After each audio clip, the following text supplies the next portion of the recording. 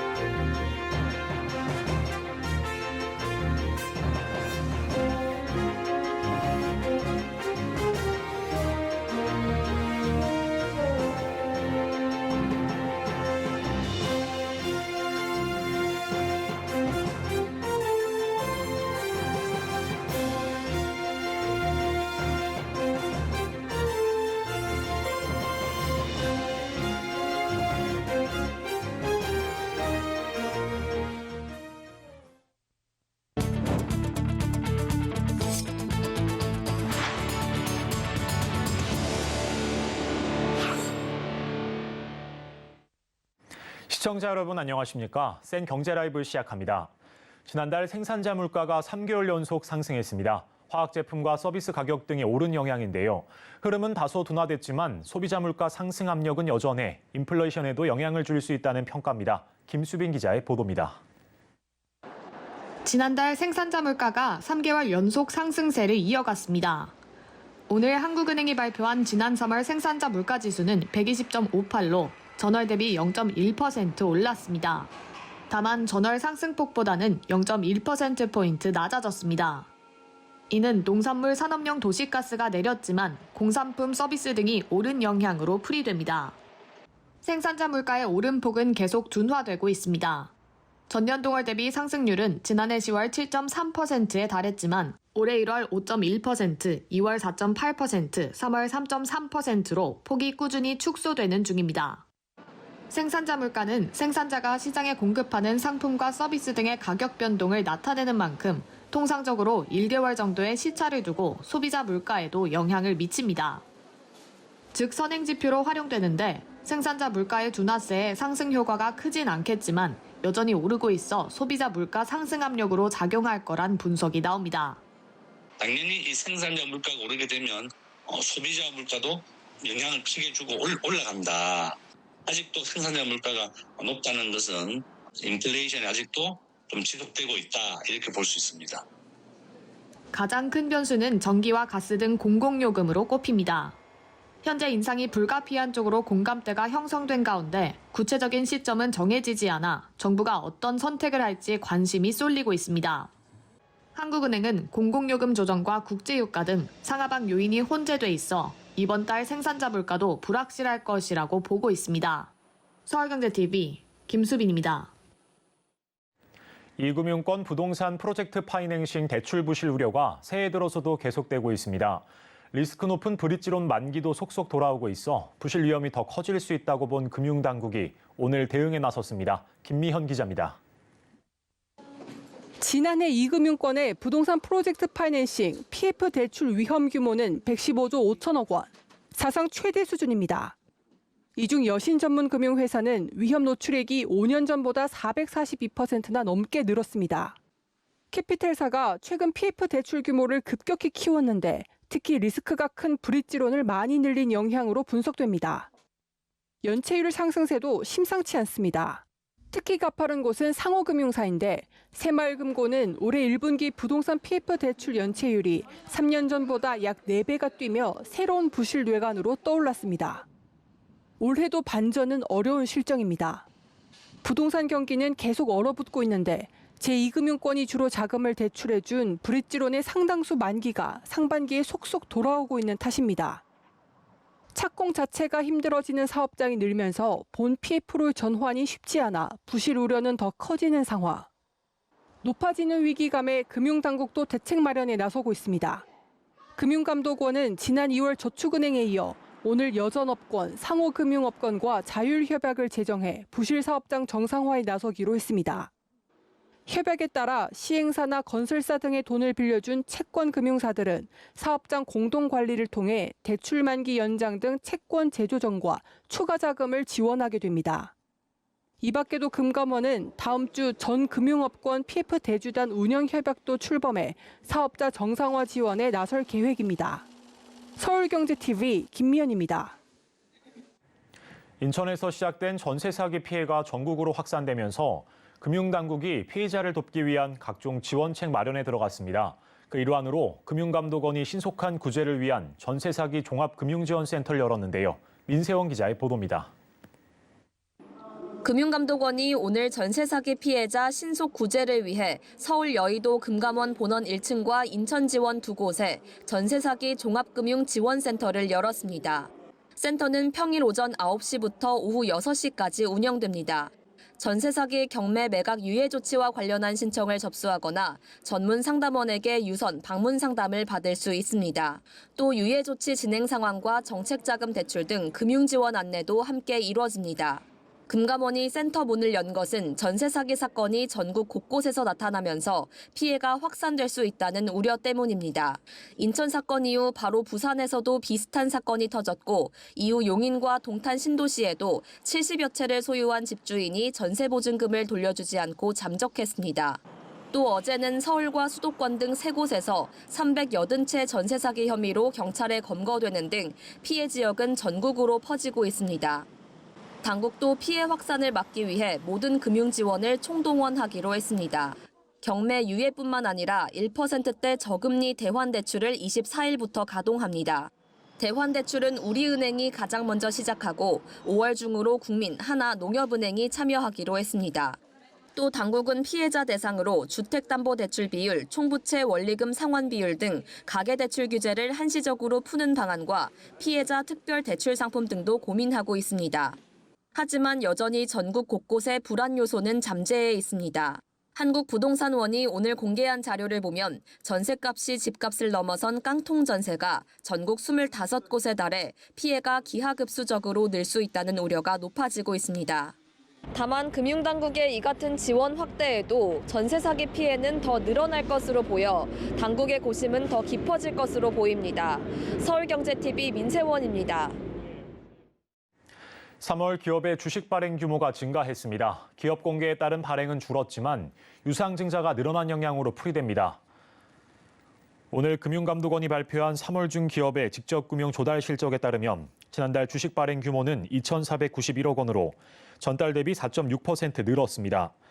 IPO는 전달보다 22.5% 줄어든 535억 원이었지만 유상증자 발행 실적이 없었던 전달 대비 645억 원 증가했습니다. 또 지난달 회사채 발행 규모는 18조 6,963억 원으로 전달 대비 6.6% 줄었습니다. 중소상공인의 제품 소비 촉진을 위한 동행축제가 다음 달 열립니다. 올해는 특별히 지역경제 활력을 위해 전국 각지에서 행사를 진행한다고 하는데요. 윤혜림 기자가 보도합니다. 올해로 4년차를 맞는 동행축제. 중소벤처기업부는 오는 5월 1일부터 28일까지 열리는 이번 축제를 온 국민 힘 모으기 캠페인으로 발전시킨다는 계획입니다. 중소벤처기업부에서는 판촉 중심의 소비 캠페인은 동행축제를 전국 방방곡곡으로 아주 뜨겁게 달굴 예정입니다. 우리 경제 활력 제고를 위해서 작은 소비가 시작된다면 금 모으기가 아니라 온 국민 힘 모으기로 우리의 경제는 지금보다는 훨씬 역동적이 될 것입니다. 우선 골목상권 소상공인을 위해 전국 각지에서 개최되는 지역 행사와 연계해 지역 상권 살리기에 나섭니다. 하동 세계 차엑스포, 충남 태양 꽃박람회 등 30개 지역 축제와 함께 팝업 스토어, 프리마켓 등 오프라인 판촉전을 병행합니다. 온라인 판매도 확대합니다. 지마켓 11번가 등 국내 주요 온라인 쇼핑몰과 배달의 민족, 요기요 등 플랫폼을 활용해 소상공인 제품 할인과 광고 등을 지원합니다. 특히 이번 동행축제부터는 동행축제 영문명을 바이케이 페스타로 정하고 해외 홍보에도 본격 나서겠다는 계획입니다. 오는 5월 일본에서 한류 콘서트와 연계한 판촉전을 열고 면세점과 글로벌 유통 플랫폼에서 상품 판매를 진행합니다. 이영 중기부 장관은 정부, 지방자치단체, 대기업과 중소상공인이 원팀이 되어 준비한 것이라며 동행축제가 성황리에 치러지기 위해서는 국민 여러분의 적극적인 참여가 필요하다고 강조했습니다. 서울경제TV 윤혜림입니다. 현대차그룹이 중국 시장 공략을 본격화합니다. 중국 상하이에서 열리고 있는 2023 상하이 국제 모터쇼에서 미래 혁신 기술을 뽐내며 소비자들을 사로잡는다는 계획인데요. 박세아 기자입니다. 현대자동차가 상하이 국제 모터쇼에서 중국 시장을 공략할 더 뉴 아반떼 N 디자인을 세계 최초로 공개했습니다. 더 뉴 아반떼에는 지난 3월 출시한 아반떼 부분 변경 모델 더 뉴 아반떼의 고성능 세단 모델로 모터스포츠가 가진 역동적인 주행감을 갖췄습니다. 현대차는 중국 시장에서 더 뉴 아반떼 N을 시작으로 내년 N 브랜드 최초의 전동화 모델인 아이오닉 5N을 선보일 계획입니다. 并通过引进高品质的电动车型，不断完善电动化产品线。同时，今年我们的重点是将现代汽车高性能汽车品牌 N 系列引入中国市场。 기아도 고성능 전기차 EV6 GT를 비롯해 대형 전동화 SUV 콘셉트 EV9, 준중형 전동화 SUV 콘셉트 EV5 등 EV 라인업을 공개했습니다. 기아는 올해 EV6를 시작으로 2027년까지 총 6종의 전동화 라인업을 구축해 2030년까지 중국 시장에서 연간 45만 대를 판매하고 이 중 40%를 전기차로 채우겠다는 목표를 밝혔습니다.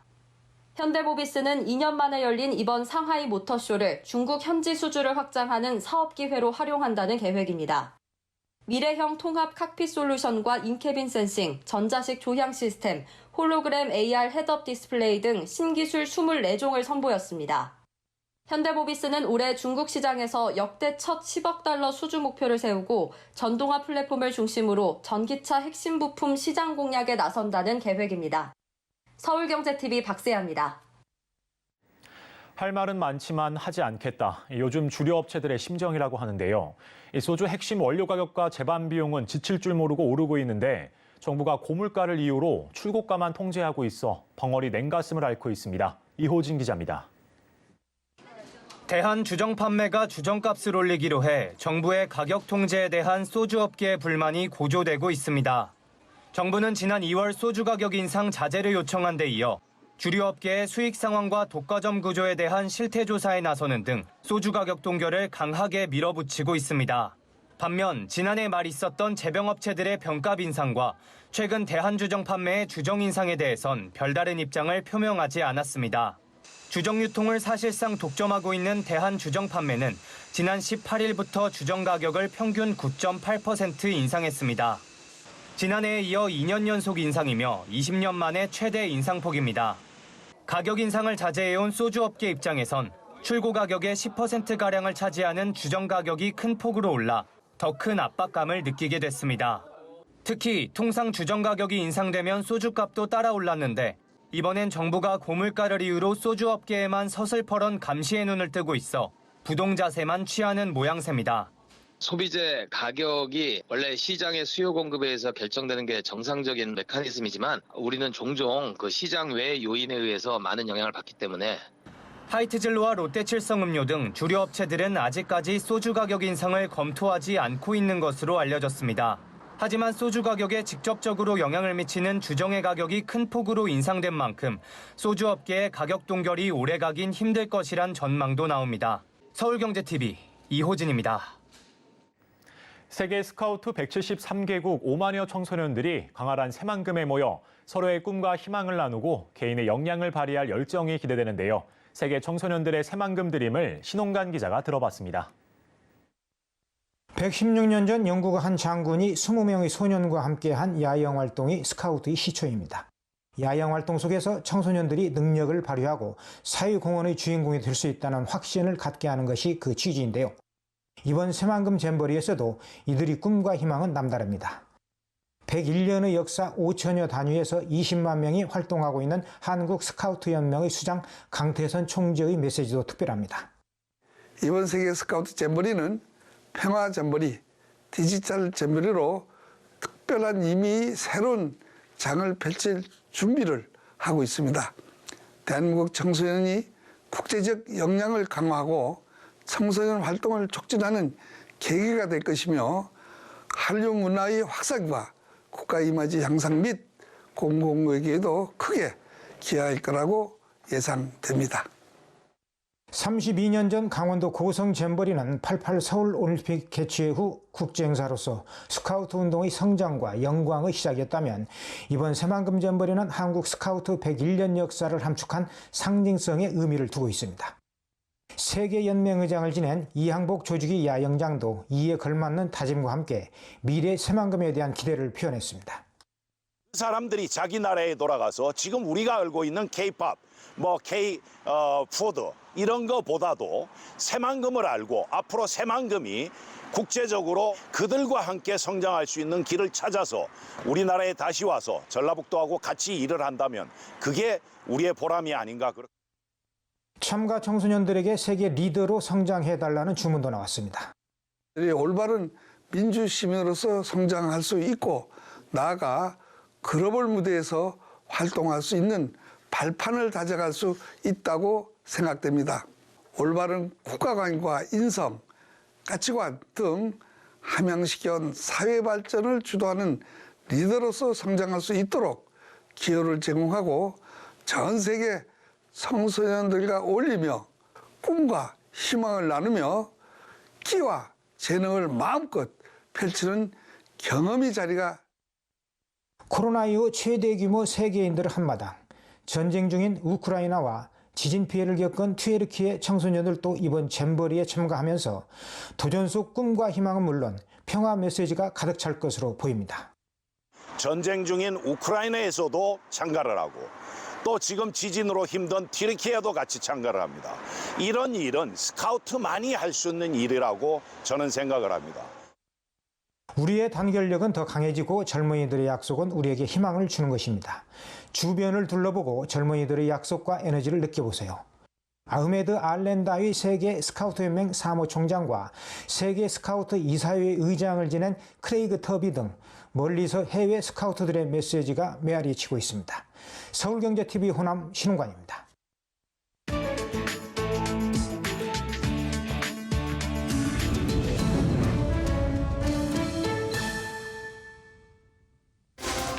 안녕하세요. 글로벌워치 박세아입니다.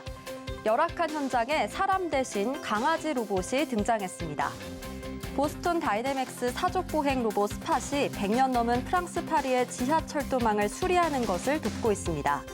무게 약 40kg의 유연한 팔다리를 가진 이 로봇은 사람이 접근하기 어려운 위험한 지역에서 정확한 데이터를 가지고 올 수 있다고 하는데요. 로봇을 활용하는 프랑스 국영기업인 파리교통공단에 따르면 이 강아지 로봇 덕분에 다른 조사관들은 건강에 위협받지 않고 일할 수 있다고 합니다. 인도가 인구수 14억 2,862만 명을 기록하면서 중국을 제치고 인구수 1위 국가에 오를 전망입니다. 유엔이 발간한 세계 인구 보고서에 따르면 올해 중반 인도 인구는 중국보다 약 300만 명이 많아질 것이라고 합니다. 중국은 1960년 이후 처음으로 2022년부터 인구가 감소했는데요.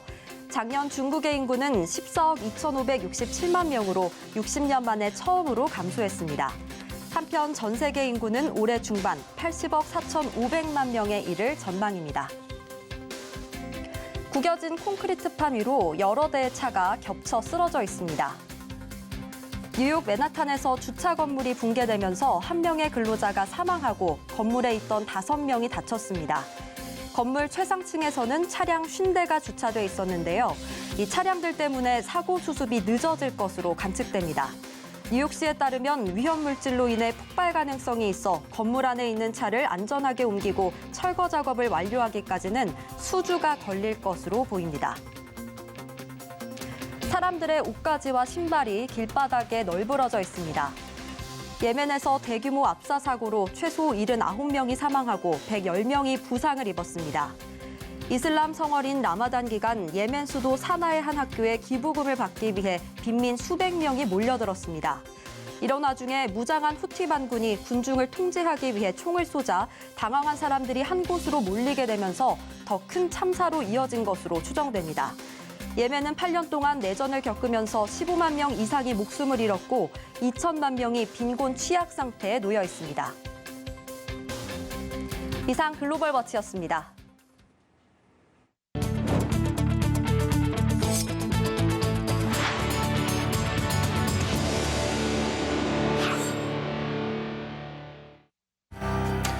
정승일 한국전력 사장이 오늘 뼈를 깎는 심정으로 인건비 감축과 조직인력 혁신을 하겠다며 적자 구조 해소를 위해선 요금 인상이 불가피하다고 밝혔습니다. 빚내서 투자하는 이른바 B2 잔고가 20조 원을 돌파했습니다. 연초 코스피와 코스닥 지수 반등 영향 때문인데 늘어난 B2에 일부 증권사의 신용공여 한도가 바닥을 보이고 있습니다. 원희룡 국토부 장관은 오늘 오후 LH 서울지역본부에서 긴급회의를 열고 전세 사기 피해 주택을 LH가 사들여 매입 임대주택으로 활용하는 방안을 검토했습니다. 미국 연방준비제도와 유럽중앙은행 주요 인사들이 잇따라 물가 상승률이 여전히 높다고 언급하면서 다음 달 또 한 번 기준금리를 인상할 것으로 예상됩니다.